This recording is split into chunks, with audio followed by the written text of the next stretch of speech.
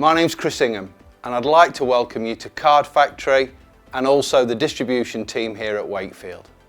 The health and safety of all our colleagues who work on the site is a key priority for us. You're about to watch an induction video showing you some of the areas and activities on the site that you may work in. Could I ask that you take this time to focus and understand more about our health and safety processes to make sure you know what's expected of you to maintain a safe working environment for you and your colleagues. The purpose of this video is to understand the key safety rules of the business and what is expected of you and others while working here to keep each other safe and maintain good safety standards.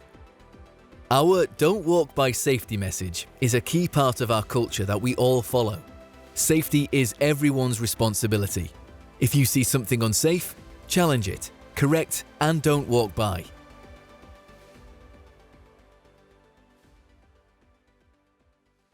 We have a legal duty to assess safety risks in our business. We do this by creating risk assessments and putting control measures in place to minimize these risks. This video will go into some of the key control measures that we need you to understand. As part of your job role, we may ask you to view and sign the risk assessments which are particular to the area of the business you are working in. It's important you understand and follow them. If you see activities that are unsafe or have potential to cause harm, please challenge and report this to a manager or team leader to ensure we are following the controls in our risk assessments. Don't walk by.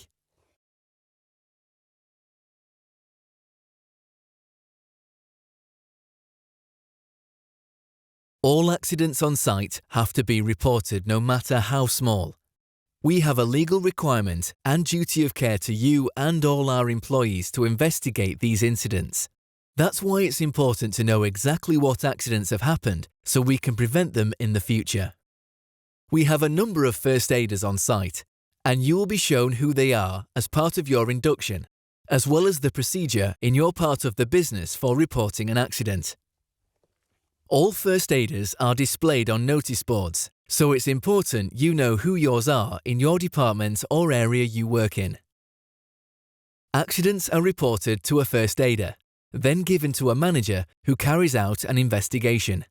All accidents are then reviewed by the health and safety team, who look at trends and carry out root cause analysis to prevent accidents reoccurring.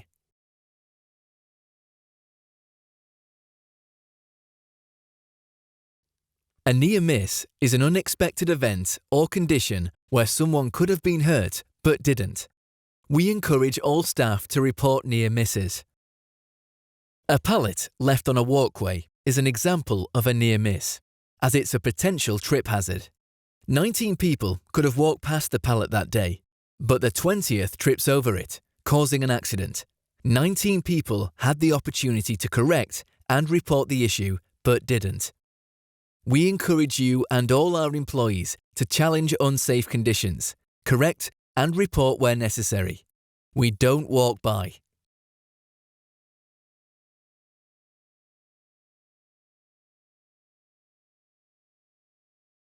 As part of your induction on site, you'll have a physical tour with your manager or supervisor in order to familiarize yourself with the area you are working in. It's crucial to familiarize yourself with the fire escapes and assembly points. Knowing the layout of fire escape routes and the location of assembly points ensures a swift and organized response in the event of an emergency. All staff, contractors and visitors must sign in when arriving on site. Signing in and out creates a record of who is present in the building, which can be valuable for security purposes, access control, and for fire and emergencies. As well as being shown the safety measures on site, you'll also be shown the site facilities in order for you to feel more at home and grab a cuppa at break time.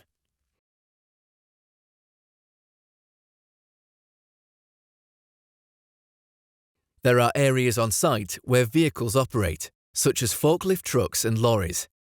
You should only enter these areas if you are authorized to do so, and this is part of your job role. When working in these areas, you must stick to the nominated walkways at all times, and wear the appropriate PPE, which is a high-vis jacket and safety shoes. If you do enter these areas, you must abide by our 2-metre rule when working in the same area as vehicles. You must never approach a vehicle while it's moving and maintain 2 metres clear at all times. You can only approach a vehicle when it's stationary and eye contact is made with the driver.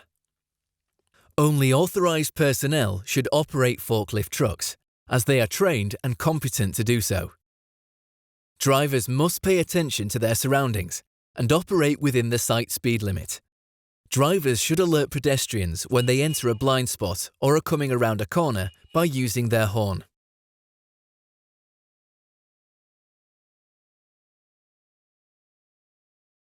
PPE is a crucial line of defence against workplace hazards. PPE should be properly fitted, regularly maintained, and readily available for use. You'll be shown what PPE is required for your area of work. This may include high-vis jackets, safety shoes, and hearing protection.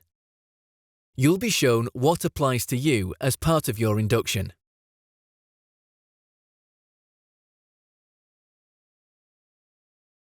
As part of your induction, you'll be shown the fire exits, external evacuation routes, and assembly points. Upon hearing the fire alarm, you must stop what you are doing and evacuate the building by the nearest fire escape. You must then report to the assembly point in a safe and timely manner. A roll call will then take place to ensure everyone is present and accounted for. You may return to the building when instructed by the fire warden. We have fire wardens in place who will carry out sweeps of the area as part of the evacuation to ensure all staff have left the building. It's our duty to keep you safe.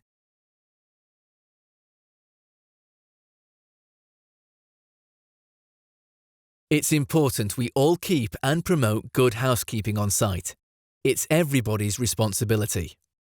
Slips, trips, and falls are among the leading causes of injuries in the workplace.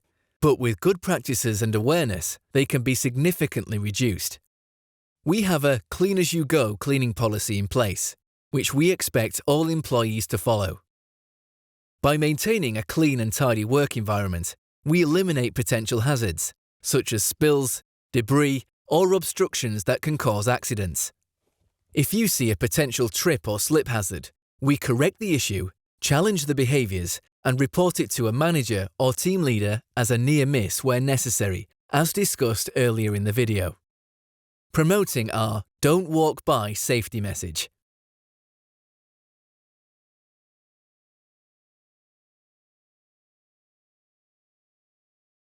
When handling items, it's crucial to adopt good manual handling practices. Lifting with your legs, keeping the load close to your body, not twisting, and not lifting weight that's too heavy or outside of your ability. You must always assess the weight and size of the load, and plan the lift utilising lifting equipment or aids whenever possible. If the weight is difficult, or you feel it's a safety concern to yourself or others, please speak to your manager, and do not put yourself in danger.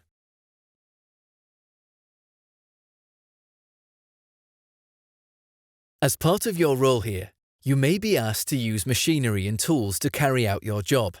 Machinery and tools require knowledge and caution. You should only operate machinery when you have been trained to do so by a member of staff and sign the associated paperwork to become an authorised user. This ensures that authorised users are equipped with the knowledge to handle them safely and efficiently.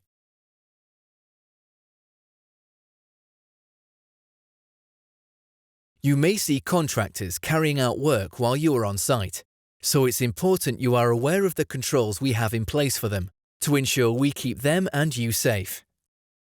We assess the competence and capabilities of contractors, ensuring they are aware of site-specific hazards and providing them with the necessary information and resources to work safely. All our contractors are required to sign in and out of the building, and a permit to work may be issued to contractors to perform certain activities. The Permit to Work board at the entry of site explains to everyone what that contractor is doing on site. If you see unsafe behaviours or the contractor doing things they shouldn't, please report this to a manager or team leader. Don't walk by.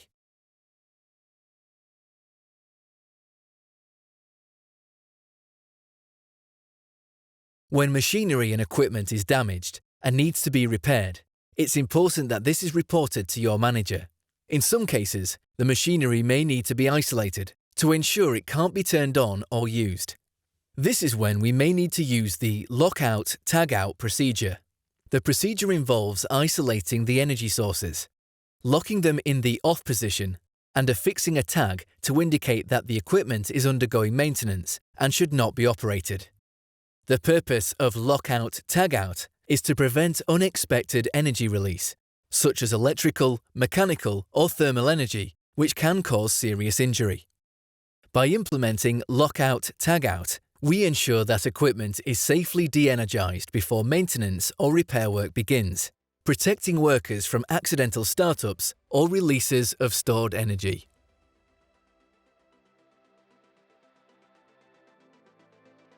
I'm Andrew Wasley, the Executive Director for Supply and Manufacturing for Card Factory Group. Thanks for taking the time today to watch the video on health and safety. It's important that we take health and safety seriously, and it's not just the directors or managers' problem, it's all of our issues to sort.